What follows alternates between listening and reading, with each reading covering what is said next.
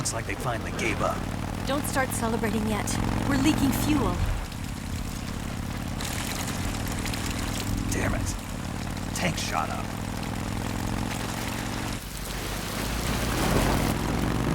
Crap.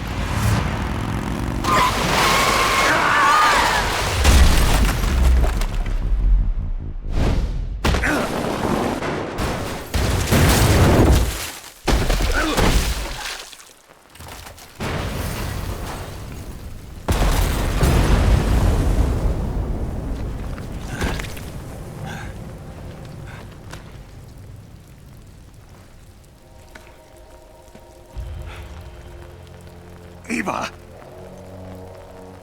I'm over here.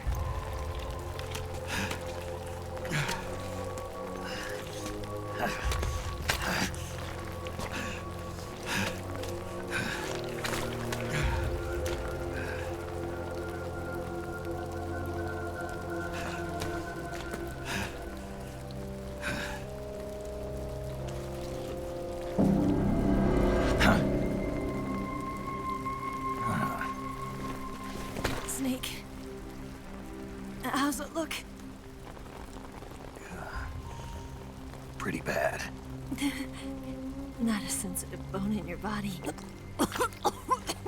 Eva, What about you, Snake?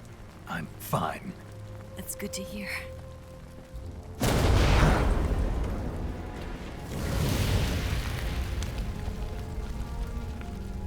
We have to get away from here, Eva. Let's go. Leave me. Eva! The boss is waiting for you. You have to go. Give me a gun. No, we're getting out of here. We're still far away from the lake. I'll never make it. I can't believe this. I never thought I'd see you act this weak. What do you mean? Listen to me, Eva. We're doing this together. No, you... Eva, I need you.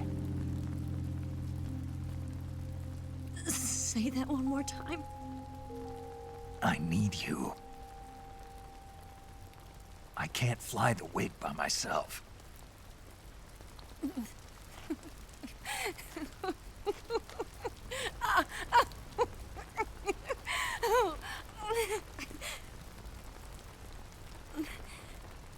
All right, then. I guess I'd better help you out.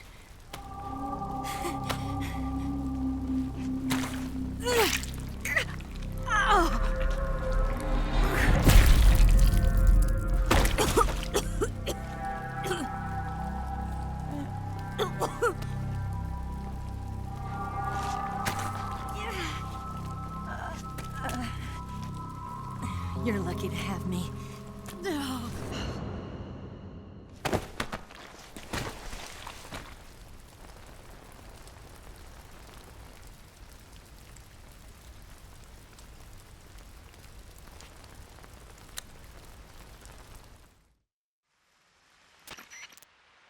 Snake, can you hear me? Paramedic, thank God. Eva's been seriously hurt. So have you. Luckily, I think her organs are all intact, but Calm down, Snake. calm down. You'll both be fine as long as you get the proper emergency treatment. But you're the only one who can do this. Understand? So you've got to calm down. Right. Okay. Okay. Now let's open up the survival viewer and treat the injury. Do you have supplies with you? I'm running kind of short. Then by switching the survival viewer over to Eva, you can treat her wounds too. Now get to work.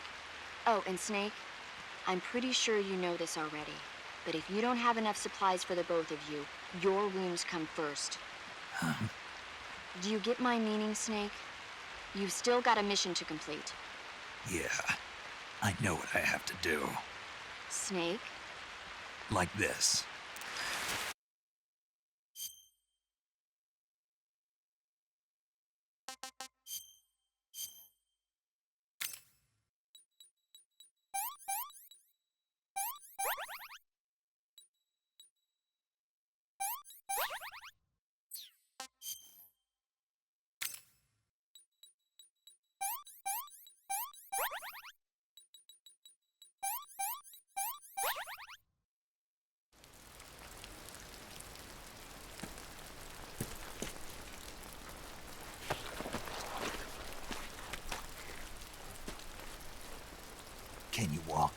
Yeah, I think so.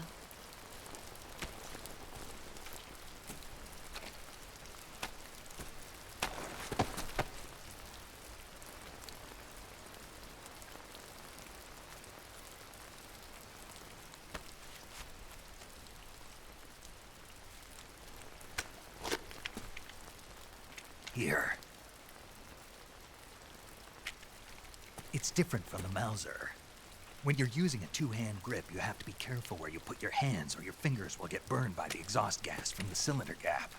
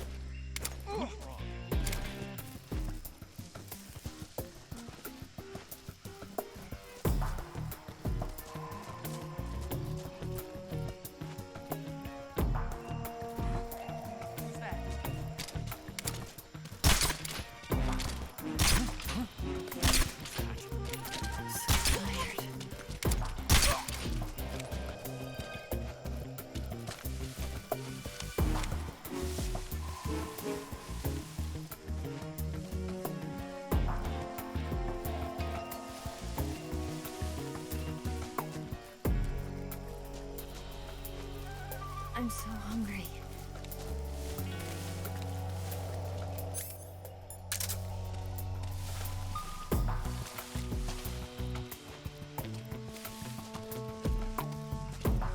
Food.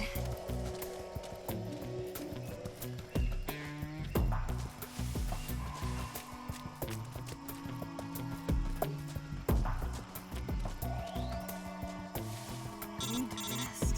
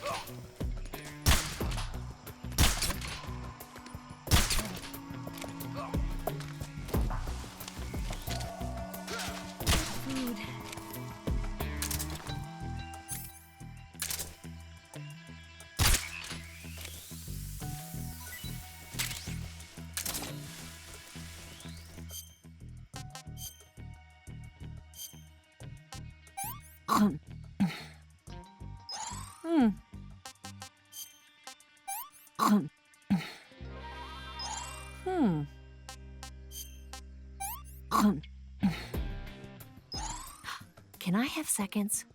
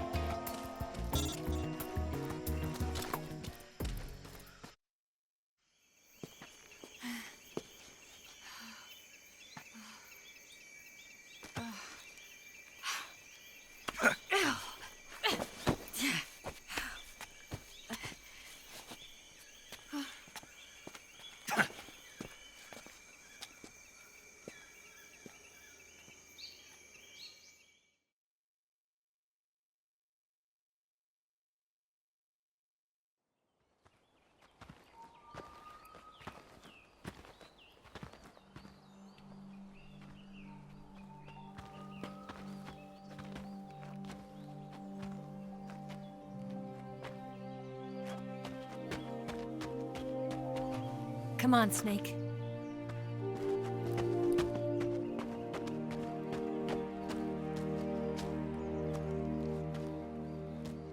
We made it.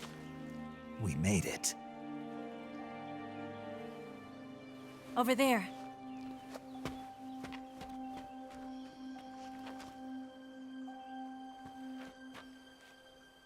It's the boss, isn't it? I'll go get the wig ready to take off. Right. I'll leave you two alone. But come back in one piece, okay?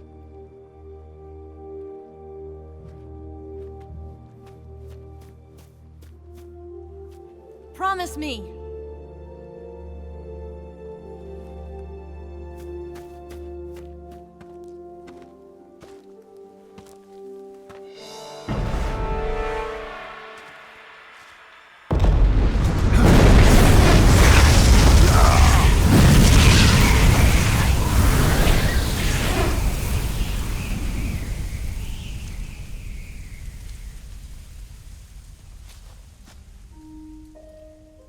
Life's end.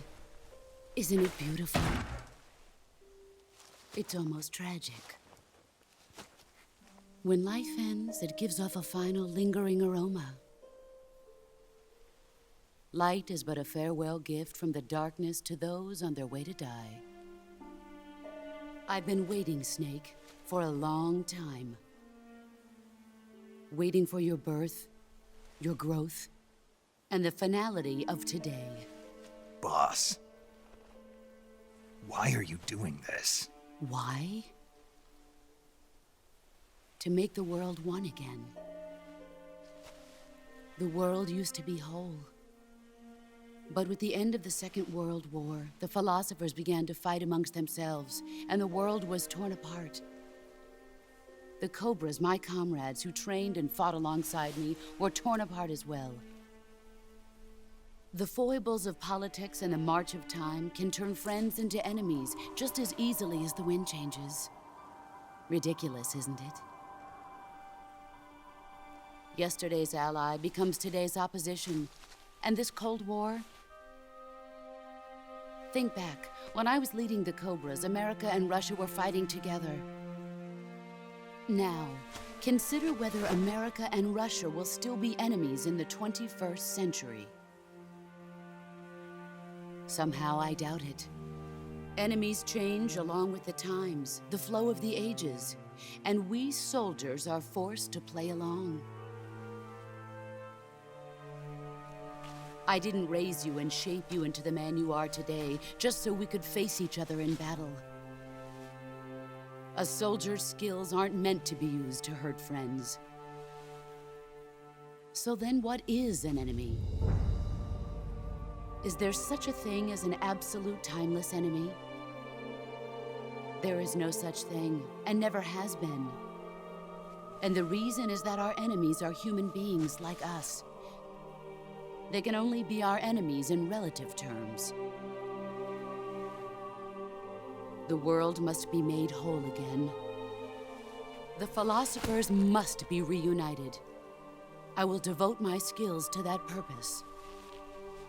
And with the Colonel's money, I will achieve that end. Just as I once created the Cobras. They are my family. I may no longer be able to bear children, but I still have a family. It was November 1st, 1951. I was in the Nevada desert participating in atomic testing. The name Nevada is derived from Spanish, covered in snow, white as snow. And snow is exactly what I saw in that Nevada desert. It froze my blood white. Snake, you were an atomic test subject, weren't you? On Bikini Atoll. That's part of the reason I was drawn to you. You and I are alike. We're both slowly being eaten away by the karma of others. We'll never have the chance to die peacefully of old age. We have no tomorrow. But we can still have hope for the future. In 1960, I saw a vision of the ideal future from space.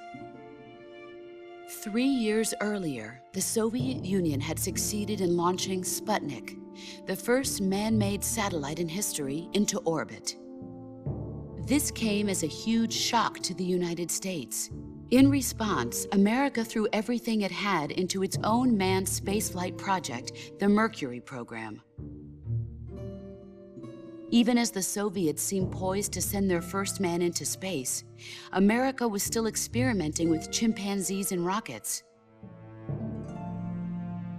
The government wanted human data. So they secretly decided to send a human being into space. I was the one they chose. At the time, they didn't have the technology to block out cosmic rays, and whoever they sent up would inevitably be exposed to heavy radiation. That's why they chose me. After all, I'd already been irradiated once. Of course, you won't find any of this in the history books. I could see the planet as it appeared from space. That's when it finally hit me. Space exploration is nothing but another game in the power struggle between the US and the USSR. Politics, economics, the arms race, they're all just arenas for meaningless competition. I'm sure you can see that, but the Earth itself has no boundaries. No East, no West, no Cold War. And the irony of it is, the United States and the Soviet Union are spending billions on their space programs and the missile race, only to arrive at the same conclusion. In the 21st century, everyone will be able to see that we are all just inhabitants of a little celestial body called Earth. A world without communism or capitalism, that is the world I wanted to see. But reality continued to betray me. In 1961, I was sent to Cuba, to Bahia de Cochinos. It was part of a CIA-sponsored invasion under the guise of taking Cuban exiles back to their country. But the US government betrayed them. Our weak-kneed president held back their air support. Defenseless, the exiles were annihilated by the Cuban army. All I could do was watch in silence. I was set up by the very country I'd sacrificed so much for, by the very government I dedicated my life to defending. I was driven from the surface world, and I went underground. Then, 2 years ago, I faced the sorrow, my old comrade in battle. He was my friend. But one of us had to die. I was left with no choice. The sorrow gave his life for me. There is no enmity between us. One must live, and one must die. That was the mission. The ones who gave me that mission were the philosophers.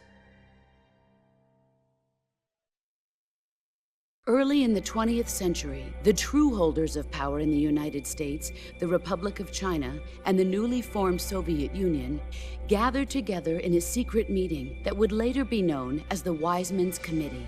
The secret pact they formed there marked the beginning of the philosophers. But the last of the original members died in the 1930s. After that, the organization began to run out of control, and the Wise Men's Committee degenerated into a mere shell of its former self. The philosophers of today have no sense of good or evil. Their influence extends to countries and organizations involved in every aspect of every war. They have become war itself. That's how they operate. The sacrifices of war cause a shift in the times. This shift leads to renewed conflict, and in turn triggers the next war. Like a nuclear chain reaction, each conflict sparks countless others, forming an endless spiral that will continue on for eternity. Do you understand what I'm saying, Snake? By consuming me and you, the philosophers intend to keep that cycle going forever. It was my father who explained all of this to me. He was one of them. You see, I am the last remaining child of the philosophers. But after he revealed the truth, my father was killed by that same shapeless, formless organization. And my father isn't the only thing the philosophers have taken from me. In June of 1944, the Cobras and I took part in the landing at Normandy. We'd been given a top-secret mission to locate and destroy enemy V-2 rocket installations. I was pregnant at the time. The sorrow was the father. I gave birth on the field of battle. A beautiful baby boy. But my child was snatched away from me by the philosophers.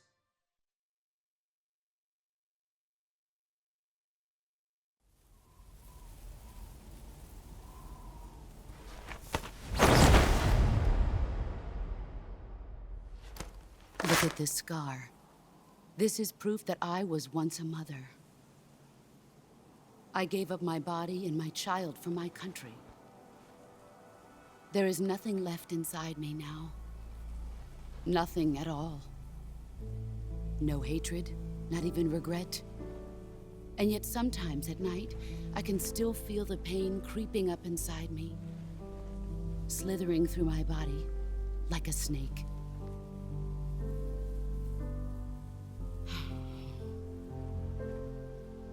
I've never talked this much about myself before. Thanks. Thanks for listening to me.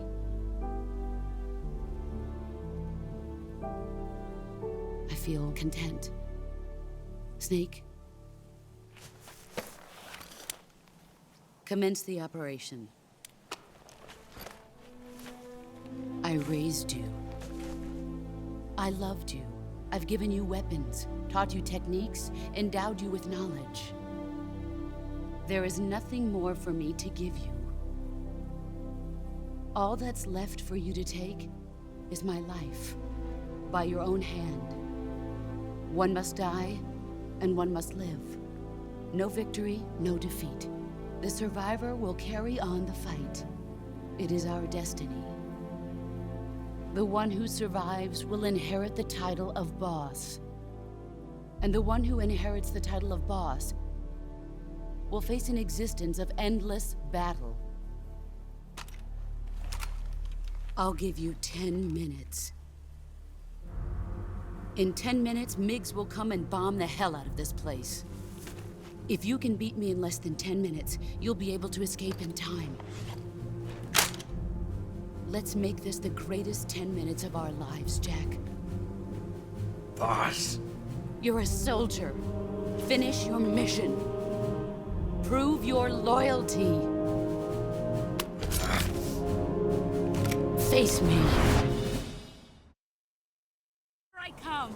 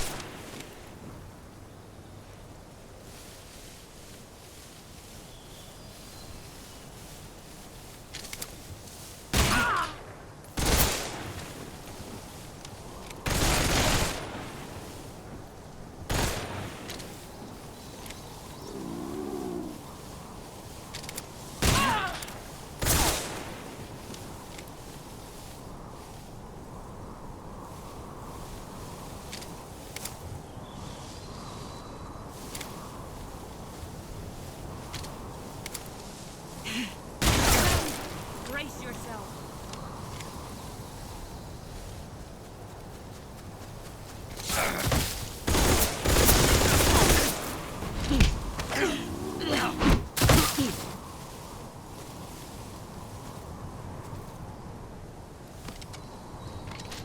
Pathetic.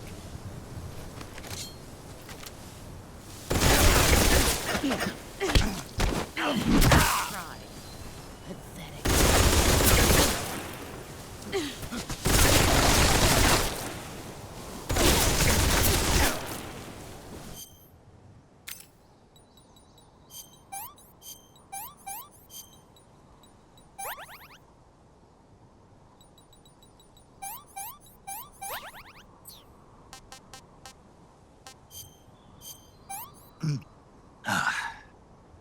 This is horrible. I'm gonna puke. I've had enough.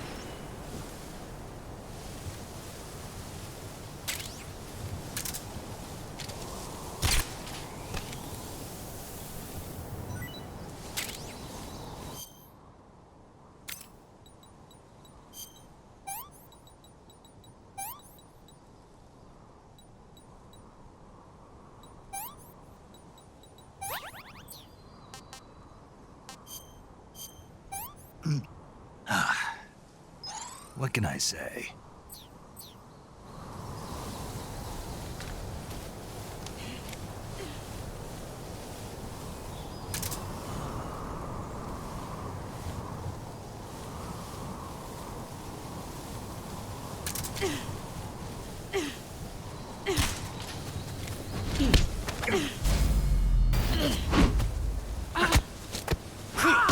Excellent, Jack.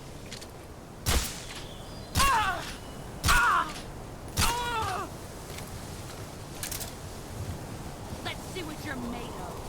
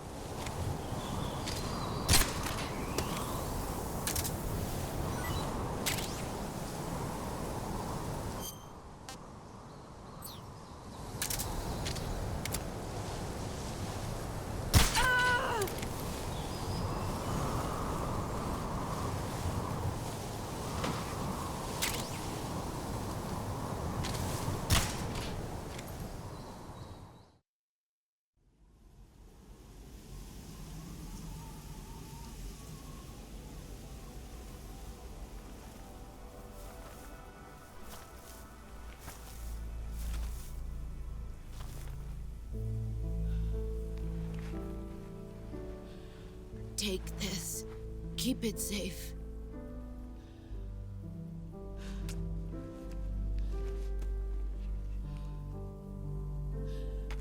It's our only hope.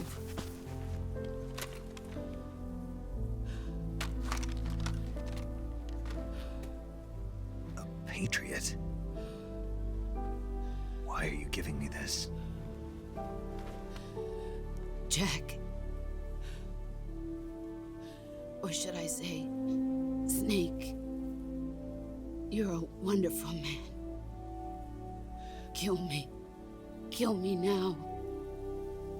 Do it.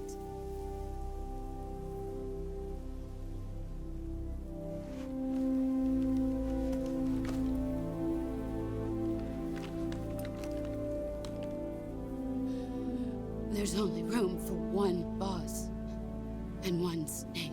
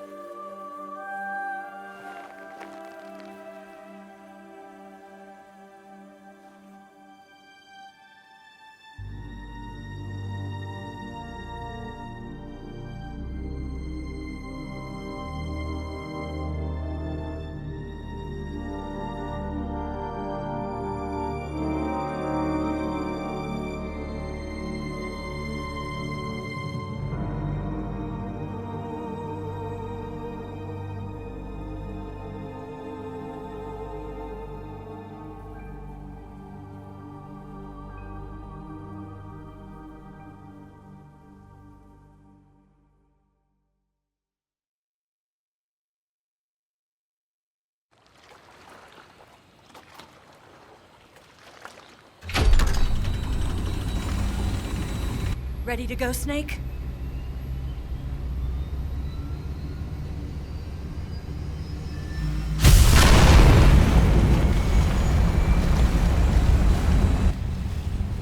Are you okay? Snake? Yeah.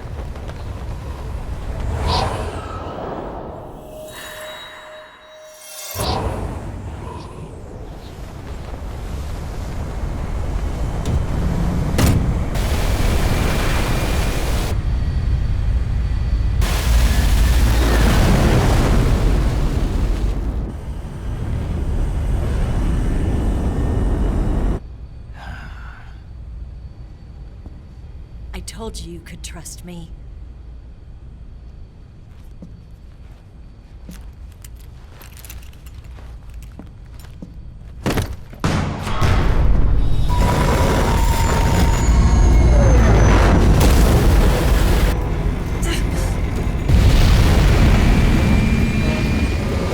Snake! Ocelot! We're not done yet.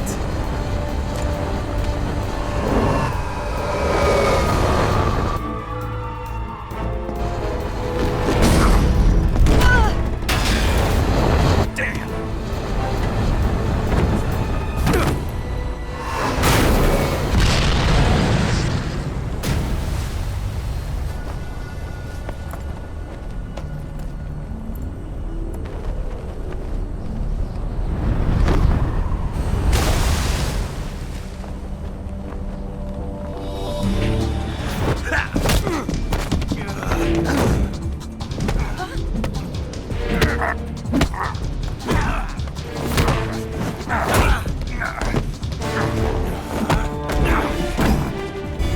Too heavy!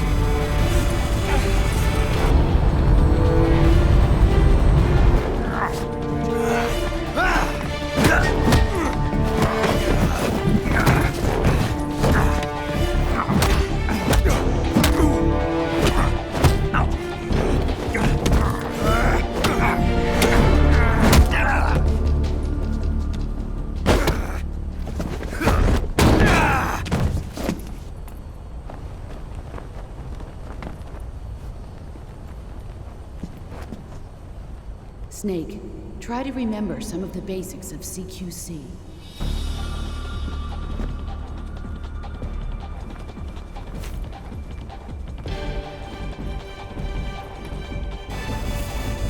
Not good!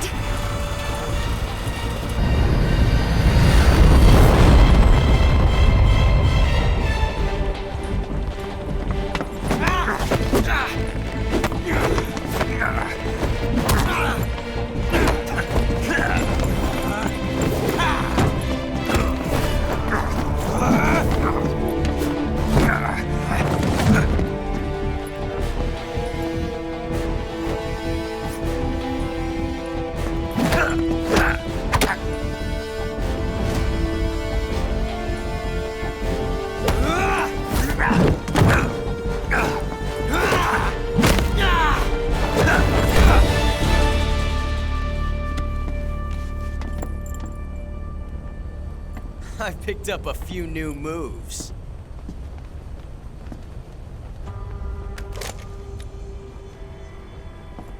Huh.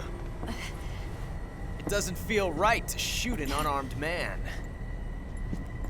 But I'll get over it. Eva!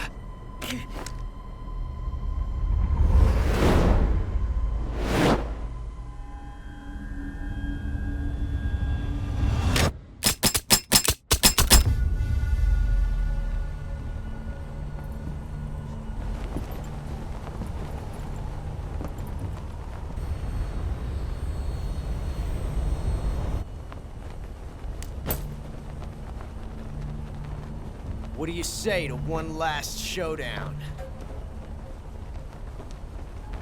Yeah, all right.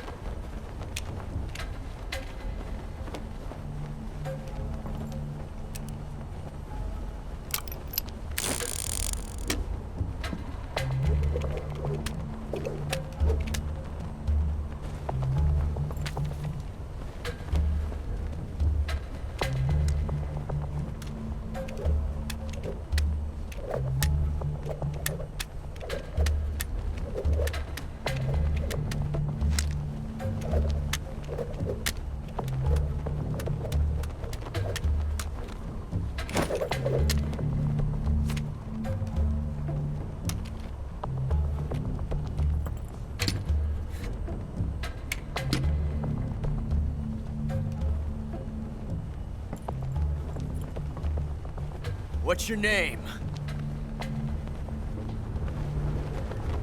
Snake. No. Not that name. You're not a snake, and I'm not an ocelot. We're men with names.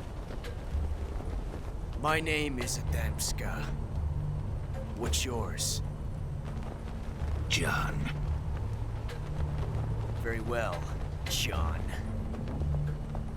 Plain name. But I won't forget it.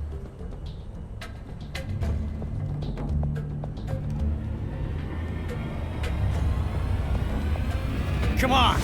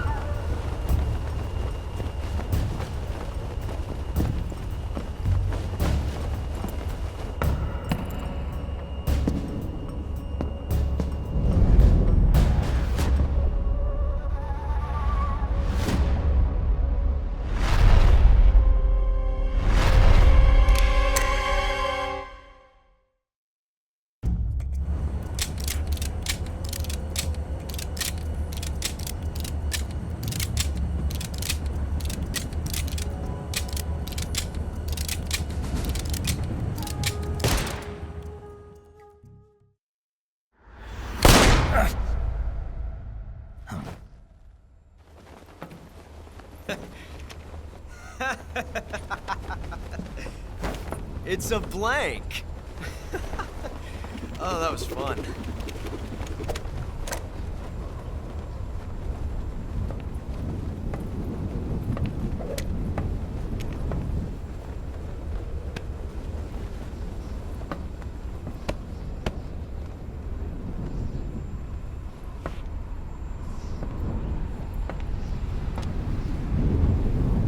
Until we meet again, John.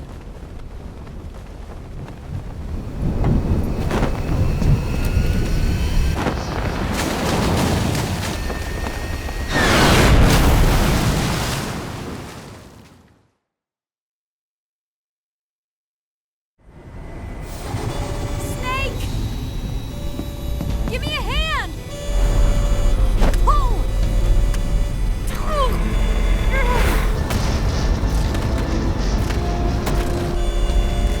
Come on, pull up!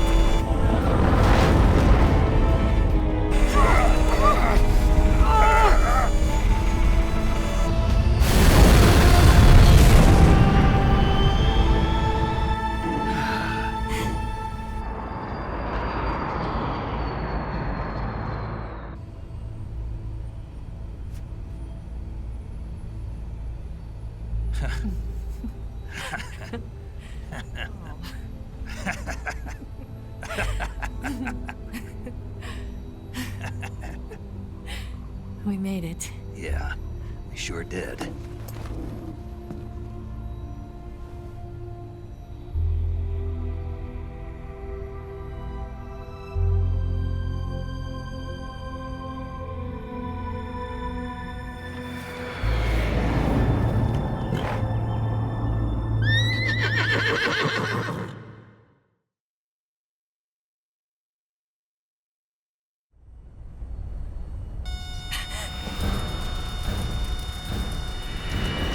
Oh no, Miggs!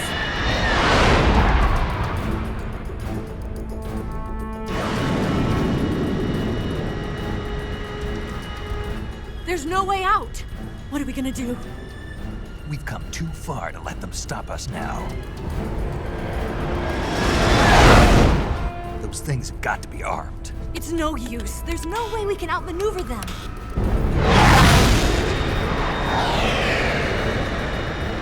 They're gonna shoot us down. We were so close. Weapon systems on. Locked on target. I got tone.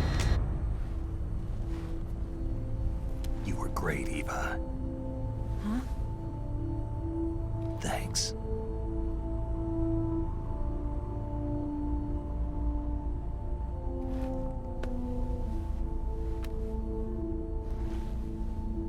Oak 19, this is Control. Stand by for a direct order from the chairman. Oak 19, return to base immediately. Do you read me? This is a direct order from Comrade Khrushchev. Return to base immediately. Oak 19, do you copy? Understood. Aborting mission. RTB.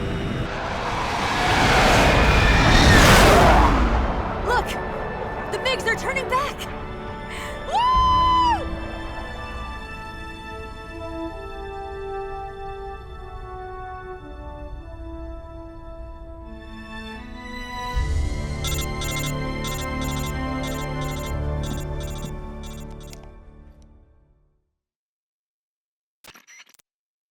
Well done, Snake.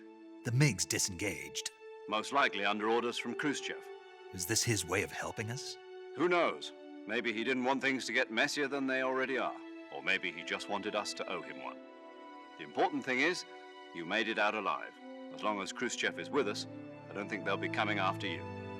It should be smooth sailing all the way to Alaska. I'm sending someone out to Galena Base to meet you. To meet me? The DCI and the President himself are waiting at Langley. Don't keep them waiting.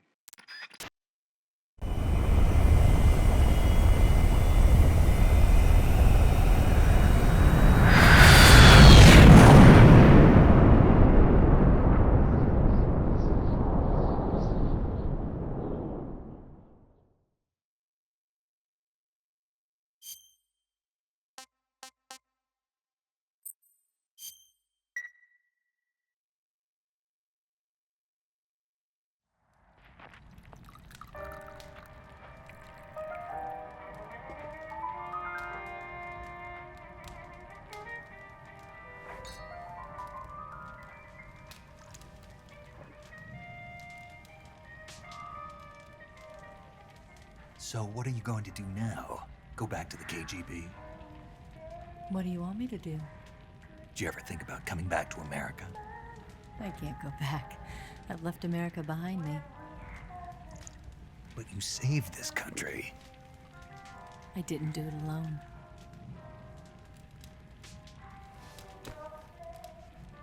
And I still owe you a dinner.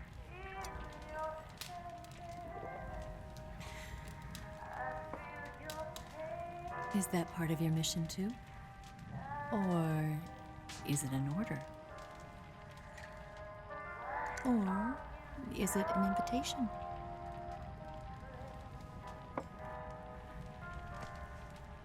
Or a proposal? I don't take orders from anyone now.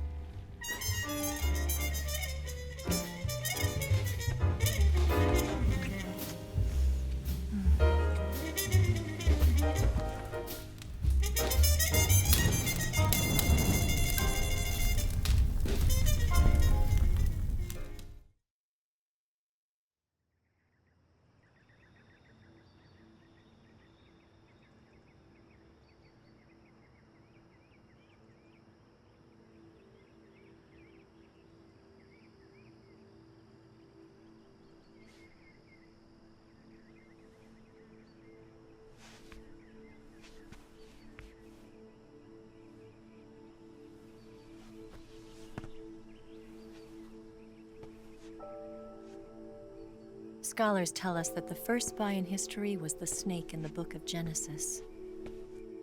In that story, it was Eve who was tempted by the snake in the Garden of Eden. But this time around, it was I who tempted the snake and got away with the forbidden fruit of knowledge.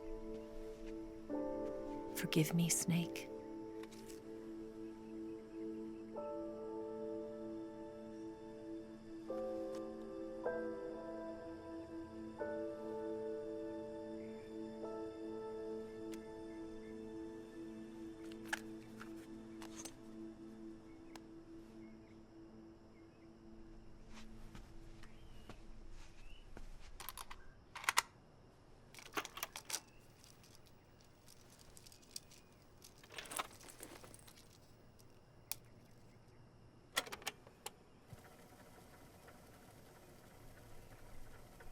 Good morning, Snake. I hope you slept well. First of all, I have to apologize. I wasn't sent by Khrushchev. I'm not a KGB spy, and I never worked for the NSA. I'm an agent of the People's Republic of China for the General HQ 2nd Department of the People's Liberation Army. It was all a lie. I tricked you. And I'm sorry.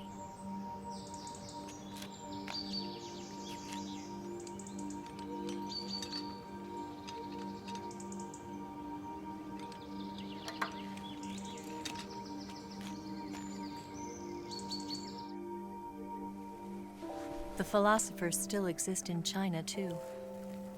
You see, my mission was to find out where Volgan was hiding the philosopher's legacy and steal it. So I infiltrated his base as a KGB spy. The two NSA codebreakers who defected in 1960 were actually both men. The real Adam never showed up at the meeting place, saving me the trouble of having to eliminate him. I sneaked in by pretending I was Eva. And you and Sokolov and Volgan, you all believed me.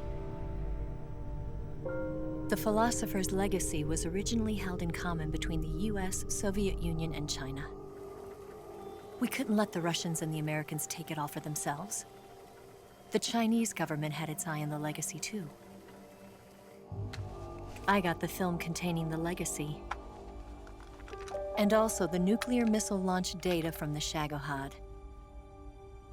5 years ago, the Soviet Union stopped supplying us with nuclear weapons technology. Since then, China's Liaodong easing, hydrogen bomb, and space rocket projects have fallen behind. But with this data, our country will be able to develop its own nukes. We'll create a deterrent force to rival those of the US and Soviet Union. Everything has gone according to plan, thanks to your help. I too am one of the philosophers. I'm an agent of the philosophers, a graduate of one of their charm schools. I was raised in a joint US-Soviet-Chinese facility to become a sleeper agent. This was before the war. Back then, they were collecting children from all over the world. As a result, I'm indistinguishable from a native-born American. So it didn't surprise me when you and Volgan couldn't tell the difference. But she knew right from the beginning.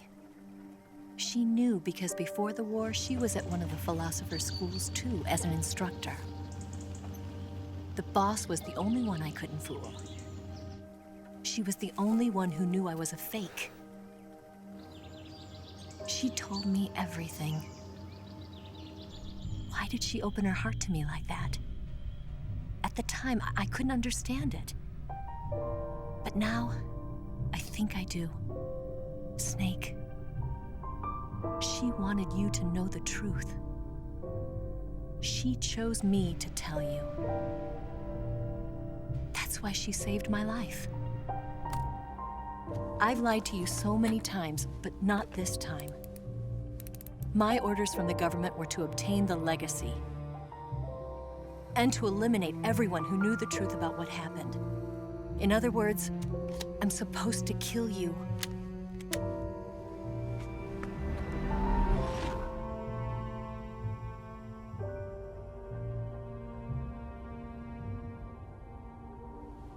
But I can't can't do it.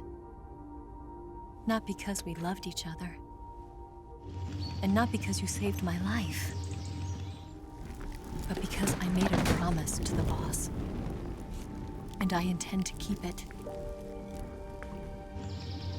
I just wanted you to know. And you have to live.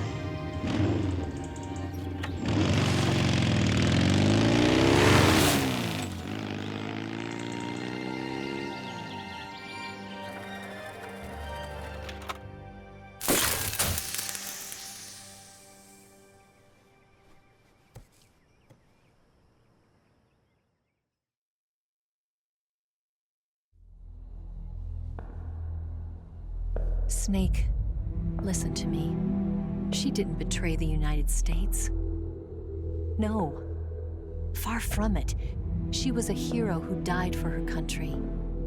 She carried out her mission knowing full well what was going to happen. Self-sacrifice. Because that was her duty.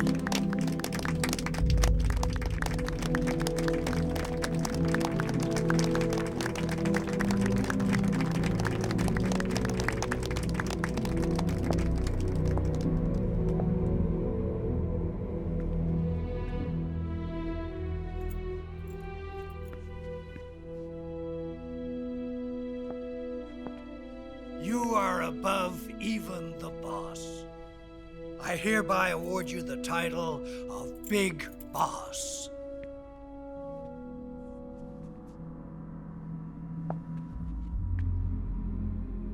You are a true patriot.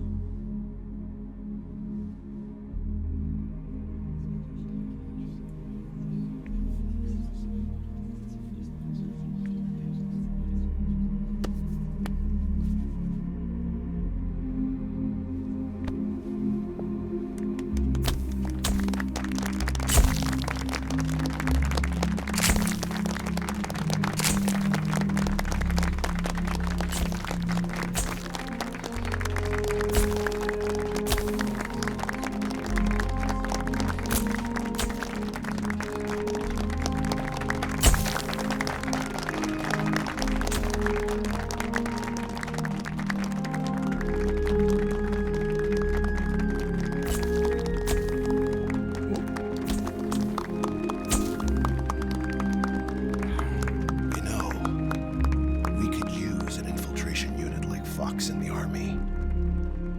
Someone like him to handle our top secret sneaking missions for us. A man who combines the qualities of a soldier and an agent. The boss's defection was a ruse set up by the US government. It was all a big drama staged by Washington so they could get their hands on the philosopher's legacy. And the boss was the star of the show. They planned it so that they could get the legacy that Colonel Volgin inherited and destroy the Shagohod at the same time. Only a legendary hero like the boss could have earned Volgin's trust. Finding out where the philosopher's legacy was hidden was to be her greatest mission.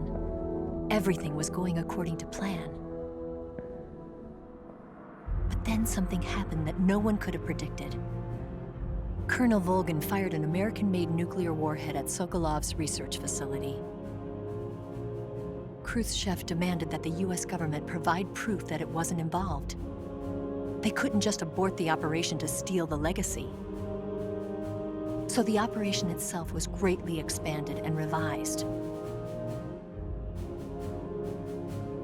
The authorities in Washington knew that in order to prove its innocence, they'd have to get rid of the boss, and that one of their own would have to do the job. The public couldn't be allowed to find out about it. Not ever. This, they concluded, would be the best way to keep the whole thing under wraps. The boss wouldn't be allowed to come back home alive, and she wouldn't be allowed to kill herself. Her life would be ended by her most beloved disciple. That was the way the government wanted it. That was the mission she was given, and she had no choice but to carry it out.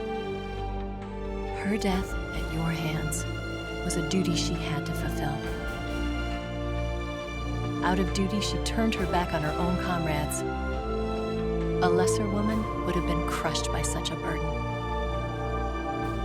The taint of disgrace will follow her to her grave. Future generations will revile her. In America as a despicable traitor with no sense of honor. And in Russia as a monster who unleashed a nuclear catastrophe. She will go down in official history as a war criminal. And no one will ever understand her. That was her final mission. And like a true soldier, she saw it through to the end.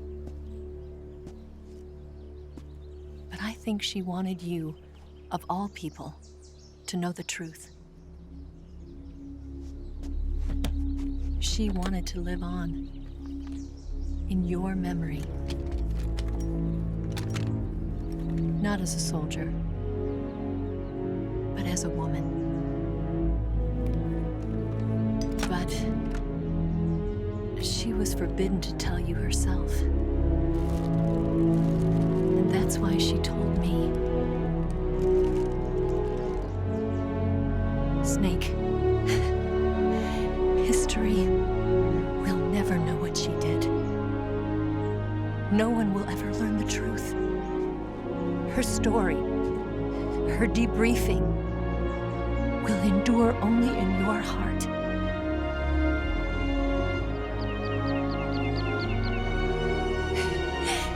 Everything she did for her country. She sacrificed her life and her honor for her native land. She was a real hero. She was a true patriot.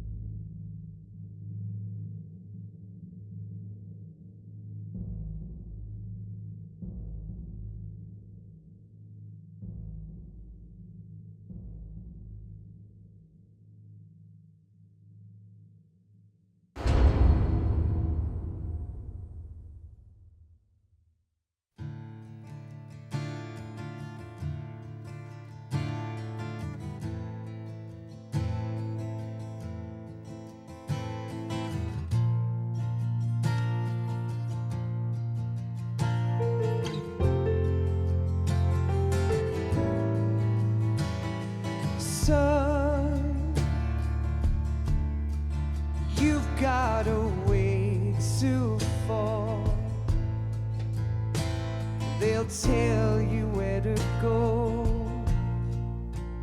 but they won't know. Son, you'd better take it on. They'll tell you what they know, but they won't show. Oh, I've got something in my throat. I need to be alone while I suffer. Son, you've got a way to kill. They're picking on you still, but they don't know. Son, you'd better wait. shy. They'll tell you what is yours, but they take mine. Oh, I've got something in my throat. I need to be alone while I suffer. Oh, there's a hole inside my bones. I need to stay afloat for the summer, Lord.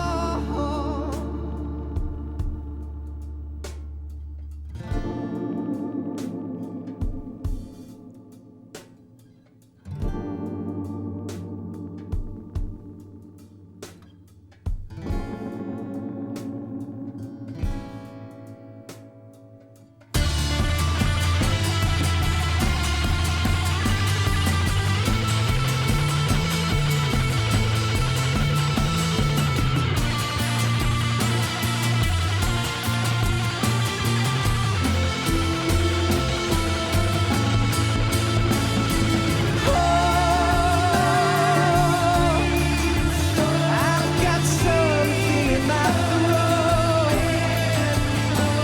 I need to be alone while I suffer.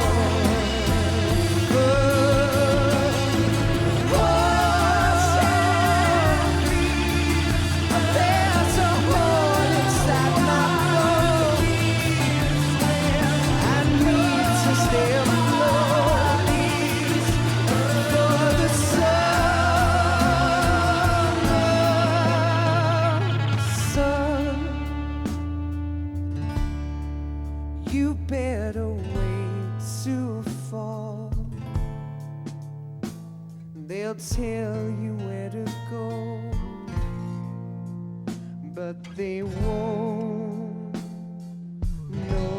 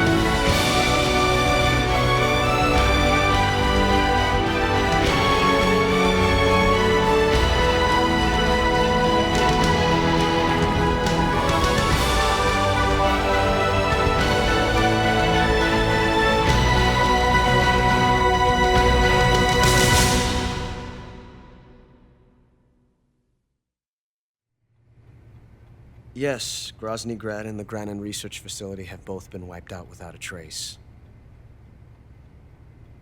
I understand, sir, but they were necessary sacrifices.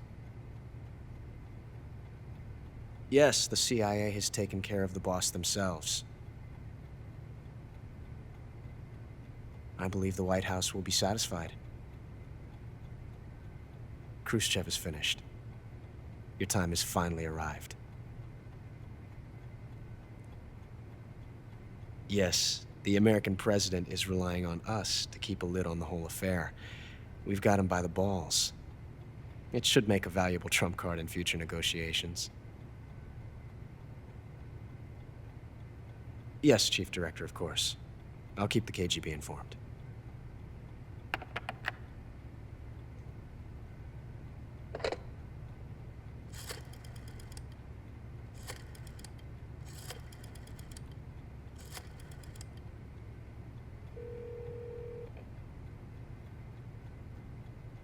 Yes, it's me. The boss has accomplished her mission. The philosopher's legacy is now safely with us, in America's hands. With this money, yes, the philosophers can finally be revived. The film we handed the Chinese was a fake. Peking must be in an uproar right about now. I'm afraid so. Only half the money has made it back to the United States. The KGB must still have part of the legacy. Yes, the weapon has been reduced to ashes. That's right. Grozny Grad has been obliterated by the Davy Crockett we brought in as well. Yes, that was the boss's work too. Speaking of which, I've obtained something from Granin that you might find interesting. It's a revolutionary new nuclear attack system. Perhaps it might just come in handy someday. Yes, we have Snake to thank for that. Khrushchev believed it as well. Yes, they bought our story. I don't think they'll be making a fuss. The secondary alert has been lifted as well. And the Soviets still haven't discovered my true identity. They have no idea that I've been triple-crossing them. I will continue my activities as a contact for the new government. Yes, it appears that no one knew that I was Adam.